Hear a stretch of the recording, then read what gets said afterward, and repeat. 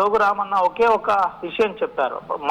ముందుగా కేంద్ర రాష్ట్ర ప్రభుత్వాలు వెంటనే సోయా రైతుల దగ్గర నుంచి సోయాబీన్ వెంటనే కొనుగోలు చేయాలి, ఎటువంటి షరతులు లేకుండా కొనుగోలు చేయాలి. కొనుగోలు చేసిన సోయాను మళ్ళీ రిటర్న్ పంపిస్తున్నారు. ఇది ఎంతవరకు కరెక్ట్? దీన్ని మేము తీవ్రంగా వ్యతిరేకిస్తున్నాం. గత ప్రభుత్వాలు ఉండే కానీ ఇలా ఎప్పుడు జరగలేదు. రైతులకు మద్దతుగా, రైతులకు అనుగుణంగా గతంలో బీఆర్ఎస్ ప్రభుత్వం నిలబడింది అని చెబుతూనే ఈరోజు ఆ నిరసన తీవ్రతరం చేసిన పరిస్థితి. ఇదే పరిస్థితి కనుక ఉంటే రానున్న రోజుల్లో ఇంకా తీవ్రతరం చేస్తామని చెప్పారు. ఉదయాన్నే దాదాపుగా 5:30 ప్రాంతంలో, 6 గంటల ప్రాంతంలో, 5:30 ప్రాంతంలో జోగు రామన్న డిపో ముందు నిరసన వ్యక్తం చేస్తుంటే నేరుగా పోలీసులు అరెస్ట్ చేసి పోలీస్ స్టేషన్ తరలించారు. అయితే అరెస్ట్ చేస్తున్న తరుణంలో చాలా మేరకు తనను ఆపే ప్రయత్నం చేశారు, అడ్డుకునే ప్రయత్నం చేశారు. అరెస్టును వ్యతిరేకించిన పరిస్థితుల్లోనే కొంత ఉద్రిక్త వాతావరణం నెలకొంది.